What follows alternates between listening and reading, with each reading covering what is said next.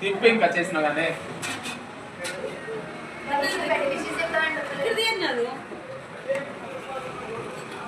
First time చేసిన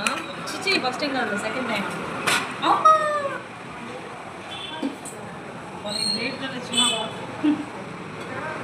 మస్తు వచ్చిందిరా నిజం కదా పర్లేదు టాలెంట్ బాగుంది. ఎగ్ వేస్తే ఎగ్ వేస్తా మస్తు వచ్చిందిరా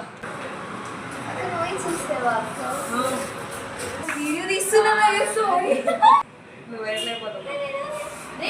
కేక్ చేస్తే ఎంత పని చేసినావు సాటిస్ఫాక్షన్